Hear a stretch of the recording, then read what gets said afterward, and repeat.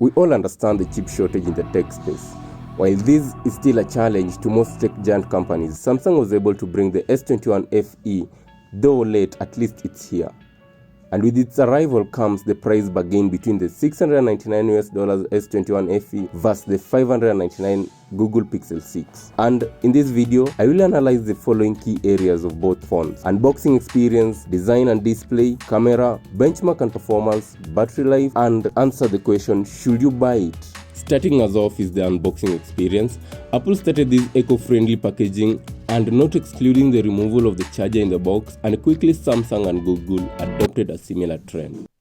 That's taking away the satisfying feeling that comes with unboxing the phones. So inside the eco-friendly cost-saving retail box is a Type-C cable and some paperwork, and obviously the phone. The S21 FE supports a 25-watt fast charging, while the Pixel 6 can do 0 to 50% in 30 minutes. Next, let's talk about the design and display. Both have a punch hole on the front, which is similar to most phones except obviously the iPhones. On the back is where the main difference comes in. While Samsung borrows the same design from S21 flagships, only that instead of the metal frame flowing into the jutting outer camera slab, the Fan Edition plastic back seamlessly flows into a camera island. Oh man, did I just say a plastic back on a $699 phone? On the other hand, the Pixel 6 has the natural look of standing out with a rectangle back that flows all through.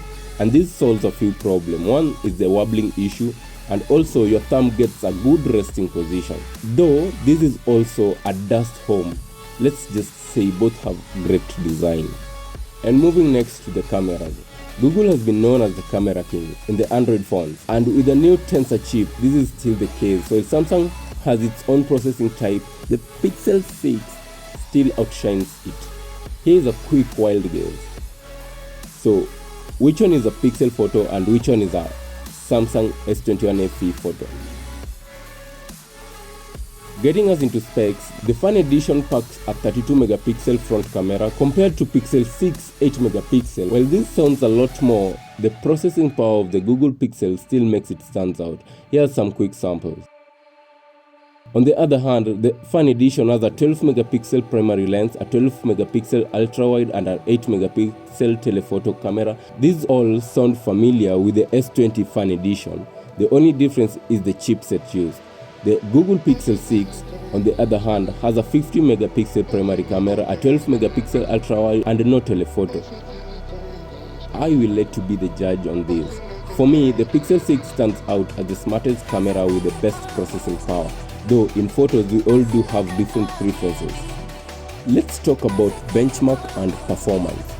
I hardly ever get into synthetic benchmark when talking about the Tensor, and that is for a simple reason. It's perfect in its own way, and there are fewer phones having it, thus there is lesser data to be compared against. And to be honest, I was a little upset when the Samsung released the S21 Fan Edition in 2022 with a 888 Snapdragon chipset instead of the Snapdragon 8 Gen 1, which may be okay for most of you but not for me. On Geekbench, Multicore, Samsung S21 FE quickly takes the lead, having a 3049 score, while Pixel 6 has a 2899 score. This victory continues as the Pixel 6 is given another blow by Samsung S21 in single contest to secure a score of 1060 against Pixel 6 1030. The S21 FE has an Antutu score of 719696, while the Pixel 6 has a score of 676831. Out of the box, this is the first Samsung phone that comes installed and running Android 11 on One UI 4, and this comes with a few more advantages, but the material used just outshines the S21 FE on this, going a long way to prove my point: never rely on benchmarks while trying to get a phone to buy. With things like voice typing, better image processing, live translation, and crazy image editing tools, the Pixel 6 Tensor chip proves itself to be a better alternative to the S21 FE. Now let's talk about battery life, and this is where the Pixel 6 has a lot more to work on.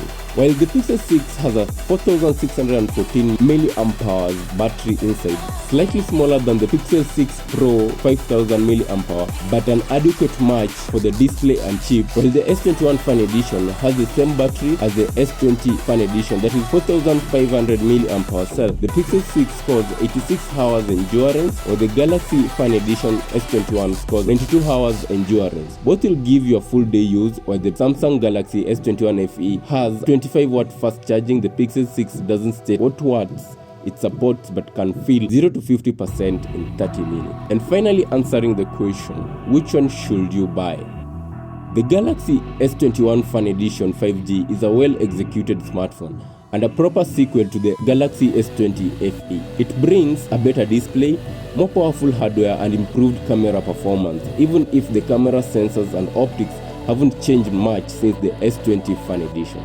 Oh, and we do appreciate the new S21-like design. The Pixel 6, meanwhile, with its more modest aspiration, faces a crowd not quite as tough, and that is one of the main bargaining points that it has. The Galaxy S21 Fan Edition's most noticeable drawback is the launch, and I know I did say it was perfectly executed launch, but being launched weeks to S22 launch is not the best idea, especially accompanied by a 1-year-old chip.